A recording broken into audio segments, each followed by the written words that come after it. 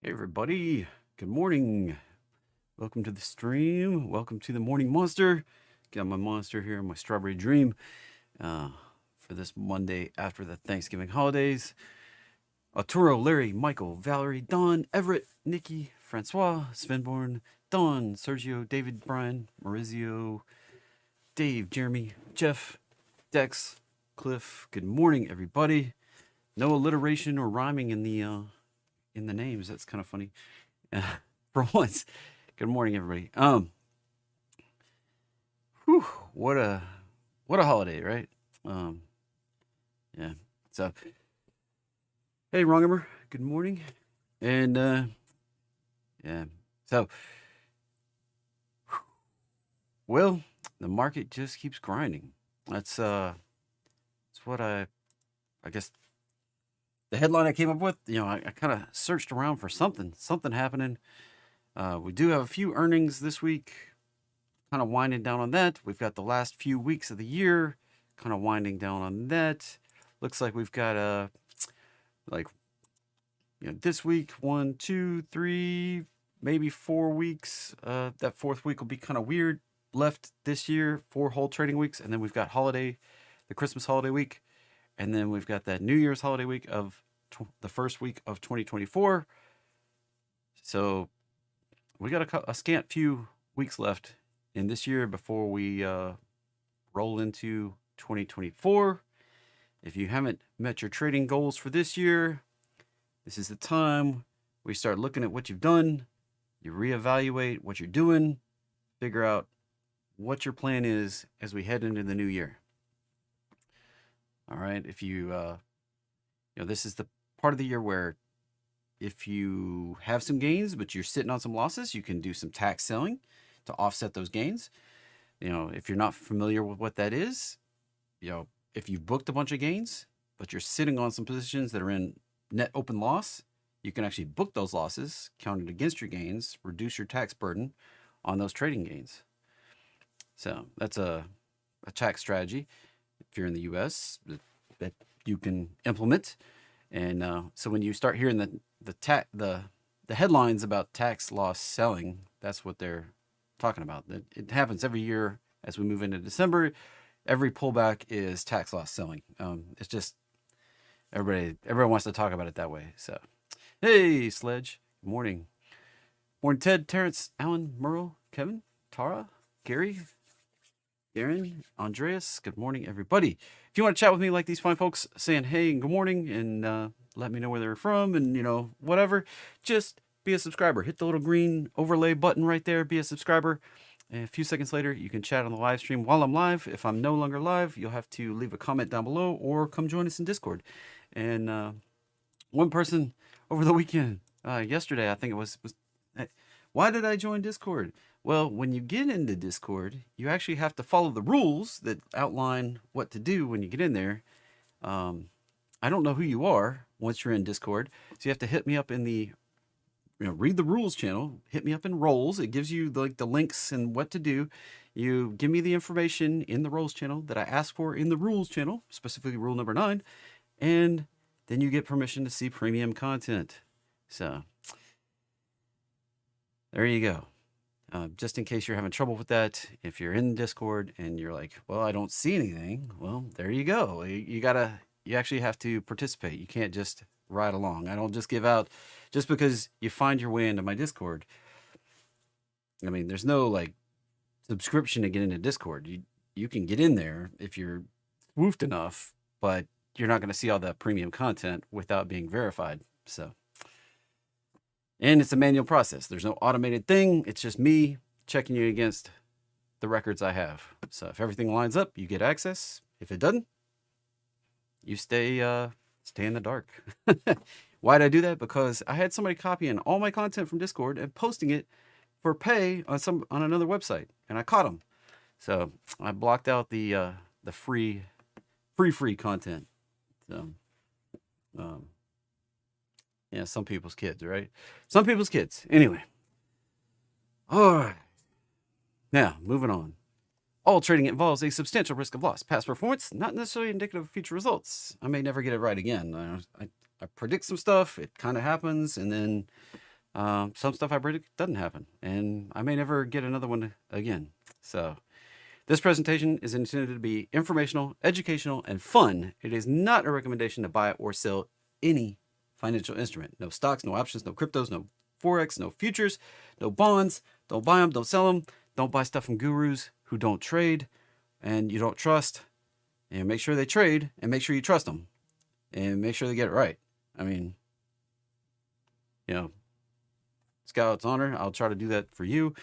I do real trading, and I do try to be completely honest with you about what I'm doing. Transparent, straightforward. I mean, sometimes, people can misunderstand what I'm saying, but, and if you desire that personal financial advice, like you think I'm advising you, I'm not. I'm not here to give personal financial advice. You need to hire and consult a financial advisor. You get mixed results there too. You got to trust them. You got to make sure they trade, make sure they get it right. I mean, you got to do your due diligence, right? So now moving on into the calendar. And here we are. There's not much crapping today. Everybody's kind of high on the U.S. Thanksgiving holiday. Tomorrow we get some consumer confidence after the market opens. We got some Fed members speaking here.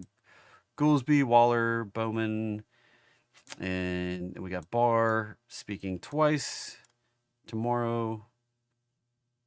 That usually indicates they're out there trying to get some kind of message across when they all start talking.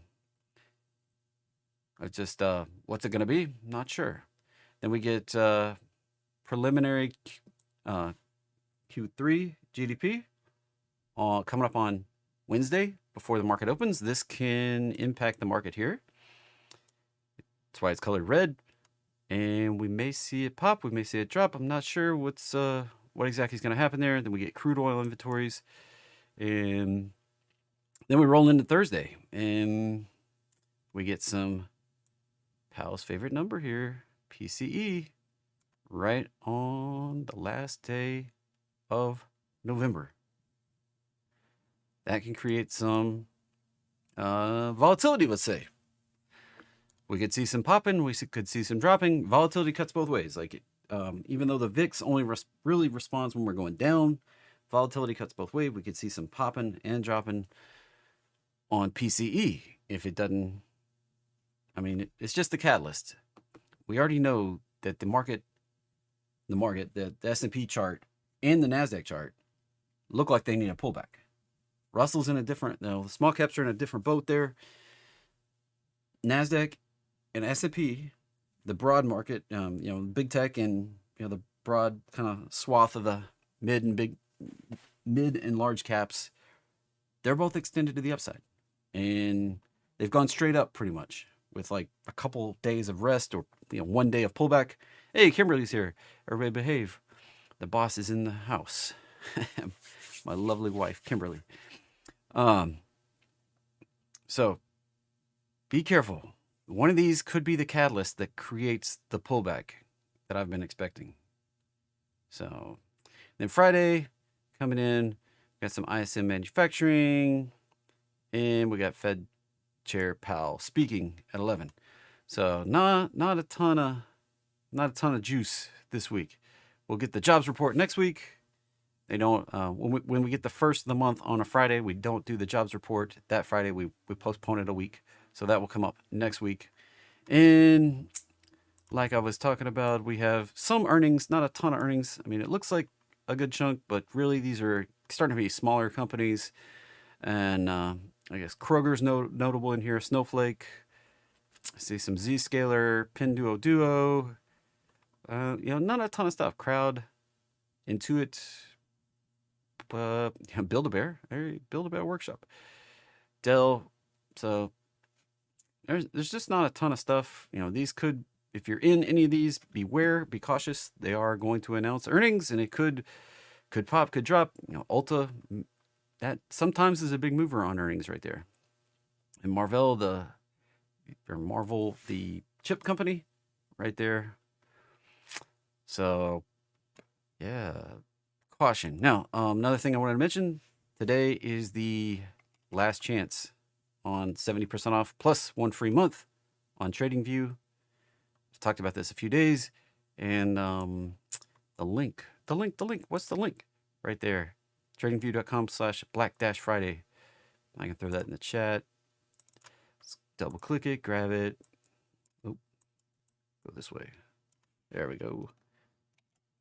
Copy and pop over to the chat and paste it. I get nothing off of this, just to help you out.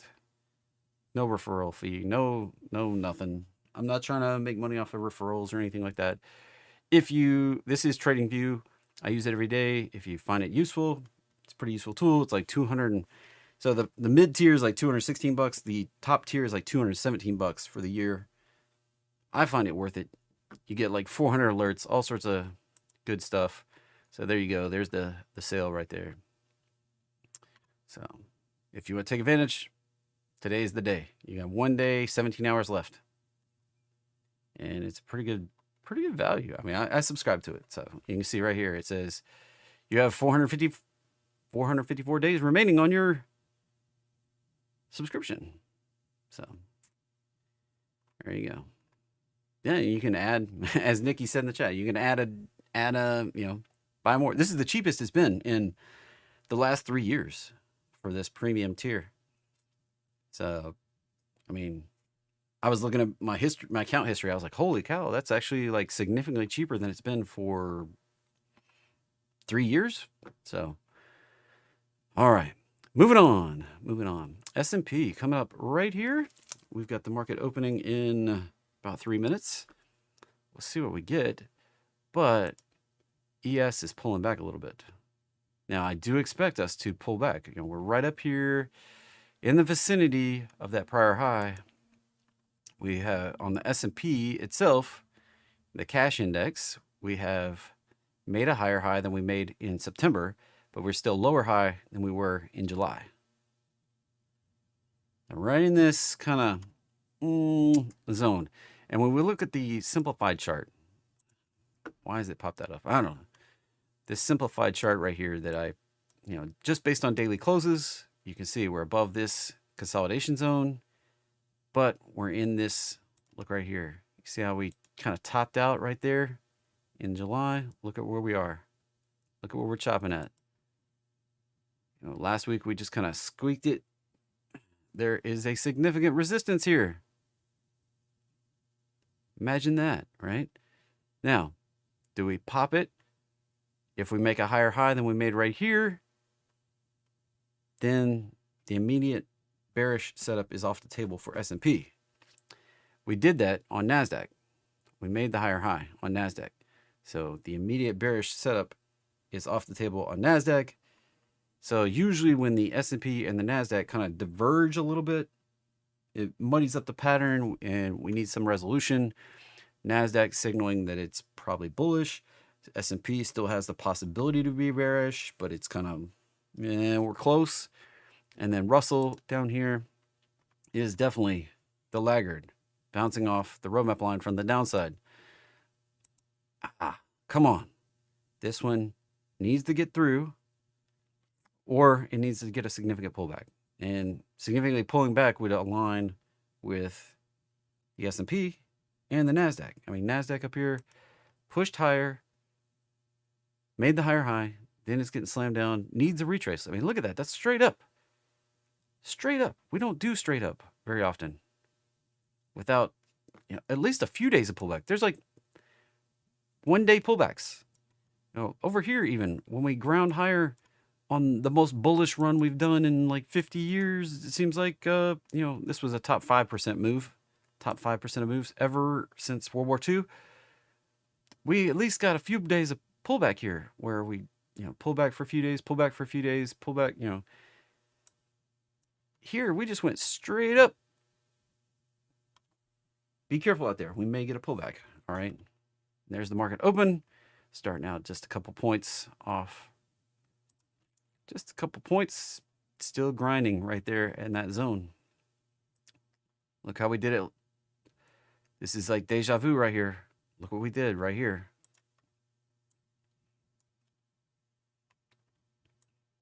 Look, the price is right there.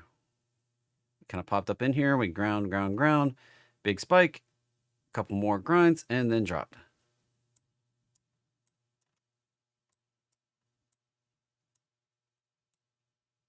Zoom it over. Look, we even came up in here the same way. Look, that big candle. Couple, we got a doji. We did get that 1 day of pullback right there. Grind, grind, grind. If we were to get a big spike that turned red, watch out. We may get a correction that takes us back down into this zone around 44.30, possibly even down to retest the roadmap line right down here. I do kind of expect this to take shape here. The market makes echoes. It tends to do the same patterns. All right. Watch for this topping. We may top out right here. We may spike it and then drop down. Be careful. All right. Be careful. Be careful. Now, another thing that has me cautious. Let's bring this over, talk about it really quickly. I talked about this on Friday. This is algorithms. All right. This is this is kind of like a modeled algorithm thing where net long, kind of maxed out net long on the algos coming into the beginning of December here. Expect a little bit of buying, and then down big case would be them pretty much liquidating everything and going short. Down small, going flat, kind of, definitely easing off of the leverage, and then up big and up small. There's no case where we're rocketing off at this point to the end of the year on this model. Now this is one. I think this is Goldman Sachs model right here. I like Bank of America's better, but I couldn't find it in the premium subscription I have for these kind of things. But right here, even in a flat market, the big up or up small, all three of those cases just kind of flat. We're not seeing a lot of algo buying modeled through the end of the year. Selling is definitely the bigger risk here. So keep it in mind. All right. We don't have algos on our side. There's no algo buying. Algos are like upwards, it's estimated to be 70 to 80% of the estimated volume out here. So if the algos are just churning sideways, they're already full up.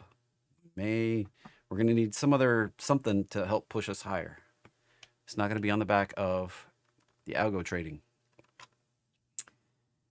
We have seen this many times when the algos start looking like this, that we get pullbacks.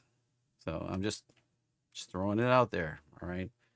You can see the last time we were up here, loaded up, we did get pullback. Pullback in exposure for algos and pullback in the market.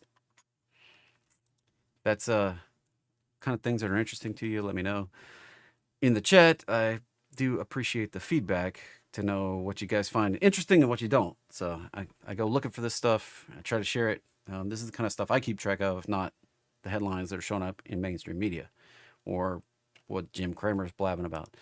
So oil still churning right on that downtrend line. Cannot break free.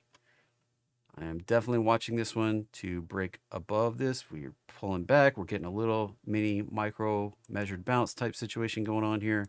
When we jump down on the time frames, zoom this back up here. You may, let's put it on there we go. A little bit better. Right here, we're holding that 618 level. If we can break above this high, we're probably going on up out of here. So I know there's lots of lines and lots of boxes because this is a daily chart right here. We're kind of like in a possible bottoming reversal zone, but we're riding that downtrend. The downtrend can push us lower into that $70 area, possibly down to 69 right in here. If we bust down through the prior low, we can get the extension. There is the possibility in the setup for this to break out and go higher, but we may see it extend lower. Energy was like the only thing. The market roadmap list, I produced this stuff, the $5 thing in the description. I produce a market roadmap list of things bouncing off of the roadmap line because that tends to be a bullish pattern that you can trade. And on the list this week, it was very, very thin. There were only 7 stocks on the list out of, I searched like thousands, and I only came up with 7. They were almost exclusively energy, almost. A couple other things in there. So usually when the market roadmap list gets really thin and it's like one sector, we tend to see a pullback in the market. So that's another little thing that's nagging at me right there, hanging out there, is that I can't find a lot of bullish setups using all the tips and tricks that I usually do. Now, gold right here, if we can get the push higher, we're going out to 2041. I mean, it's looking bullish right here. 70% likely that we hit that 2040. We may pull back to the breakout point right there, where it's been resistance twice, and then push on higher to 2068. Then potentially we could get the bigger run higher here, 2150, possibly 2200, that I've been talking about for months and months and months. Bitcoin right here getting a little flash down. It tried to break higher over the weekend and then got slammed down. So BTC USD, we'll go to the spot chart where we can actually get the whole weekend story here. And it was just, that spike on Friday, then got lackluster. And we're just still consolidating, still grinding here. Made the higher high. Is that the last high? I don't know. Could be. We could get a significant pullback. We haven't pulled back to the roadmap line since back here when we tagged it in October. We definitely popped up, hit some extensions, and maybe due for a retrace. So far, we've been holding this kind of flip point where we couldn't break through, broke through, support. Do we hold support again, or do we push on higher? That's the big question. And I don't have an immediate answer here. This is, we're already at kind of the top. It would not surprise me to get a pullback back down in here. I didn't mean to remove that last flip line. So it would not surprise me one bit to see a pullback into this area right here. Right in there. But it also would not surprise me to pop this thing right up into this 42, 43. We do have some catalysts coming up. If you're unfamiliar, there's the Bitcoin spot ETFs. They're probably going to get approved sometime before the first of the year. And then or maybe right around the first of the year. And then there's the halving event coming up in April of next year. But that's months away. The halving event is months away. We still have a lot of time in here before things shake out. So there you go. We've got the halving event. We've got 21,292 blocks left to go to the halving in approximately 143 days. All right. Ether was looking a little more bullish, actually made a higher high, and then pulling back today. So that's not as awesome. I was hoping for that to go on up, the 70% likely to tag the 2300 zone right up in there. Pulling back, I mean, part of the game though. These are the pullbacks that I typically expect that we're not seeing in the S&P. So it takes pullbacks to get higher. It does. I mean, we popped it up, we pulled back, we popped it up, made a higher high, pull it back, may go again. I still expect 2300 over tagging the roadmap line again, but it's entirely possible that we pull back, find support before we can actually make it to that extension target up there. Dollar is still grinding in the box. If we break down below, say 103, probably heading back down in the 90s would be what I think we're going to do. But we may also back test this breakout right here. This is one to watch. There could be a little support right there in this zone right here.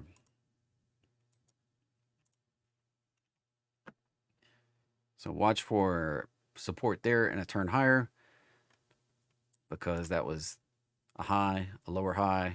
Found a little resistance, pushed through, came back. Do we test it and then go higher? Or do we break down below it and get down in the 90s? Once we're below 103, kind of starts tipping the odds that we're going down, but we could find support and turn higher there. So the list was small today here. We have CCI, Crown Castle, just kind of sitting there trying to break through the roadmap line. We have this other consolidation right here, and there you go. Shop, beautiful. Bounce right off of that extension and target 78 right there. I did not trade this one. I traded the one back here in May. Made like 15,000% off of that pop on a trade. Didn't trade this one at all, although maybe I should have. That's a beautiful run. Probably going to 78 right there. THAR popping up off the bottom. This is biotech pharma. Be careful. That stuff is dangerous. And this, 1 for 25 reverse split. That's bearish. Oh, spot. Beautiful. There's my target on spot, 195. Breaking out. Can we tag it? I'd love to see it. I am long on spot. Gave up on shop and switched over to guns on spot. I would love to see that hit. Really would. That would be really sweet. I'm make a fair chunk of money on that one. Another one that's this one's on the biggest loser list today. There wasn't much on the list at all, so but this one was breaking out, 70% likely to get this 125. And if we can get above that 130 area, probably heading on up here to this 160 area, which would be really sweet because I'm long from 60 down here. You know, bought a synthetic stock position down here at 60. That's going to pay out pretty nicely if we can get that pop right there. So coin, another one that looks pretty good, even though it was on the biggest loser list today. So anyway, SPRC popping right up into the roadmap line. This looks like another reverse split. 1 for 26. Golly, man. Don't touch this garbage. Look at that. That's volatile garbage. Don't mess with that. Something weird's going on. When it bleeds off and pops and bleeds off and pops and bleeds off and pops and bleeds off. That's dangerous, all right? Please, for the love of everything, don't gamble on stuff like that. I mean, potentially great day trader stock, but that's not what I do. I don't day trade. AGQ. It's been a little while since I updated that chart. Looks like my prediction here that we retraced the roadmap line came to fruition. Now, it looks like there is the potential that we're actually breaking out of this downtrend here. Look at this. If we can make higher highs, then right back over here. That could be this is a leverage thing, so be careful on leverage. Leverage cuts both ways. We could potentially see this break on out. It's pretty strong right there. Let's see if that 3-day chart bouncing off the roadmap line from the bottom. Weekly chart. And we got some stuff to work through here on the higher time frames. And it's a little bit choppy on the daily chart. Not exactly what I like to get involved in until it cleans itself up. It cleans its act up. Monster, or MicroStrategy, Monster. I get MNST and MSTR confused in my head. For whatever reason, you imagine that. Two similar tickers. And this one, likely that we're going to pop up here, but we could fail and drop out. So it did the 70% likely thing. It's only like 40 to 50% likely to make it up to this zone. But because it did the classic pattern where it pops this, retest the breakout level, and then starts higher, I am long with a call spread way out to next year. Long 500, short 620. And I'm just going to ride that one out. Probably through the halving. Or getting close to that. At least through the new year on that one. We already talked about coin. Oil is plummeting out. And go look at it. you should always go look at the source on derivatives like oil. Look at natural gas. Well,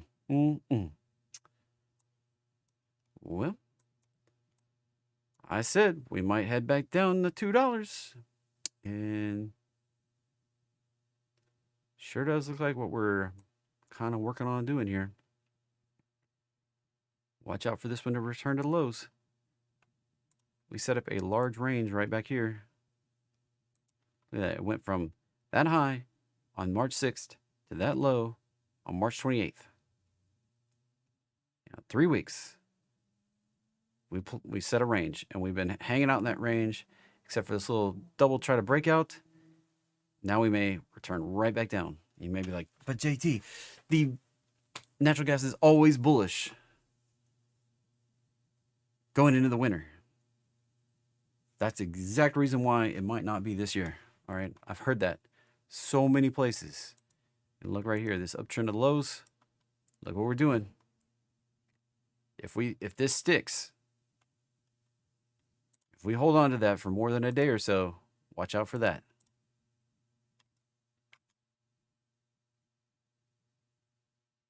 All right, be careful chasing natural gas long right now. Be careful. ALB, yeah, GC looking pretty good. Gold is looking pretty good. ALB looks like it may extend on down. This is supposedly ExxonMobil's partner for lithium, but it's like a rotation out of green energy plays is what that looks like. I mean, you see it kind of across the board on all sorts of, solar stocks, and I mean, just all this stuff getting beat down. All these green energy, alternative energy. One of the only ones. Look at uranium to go though.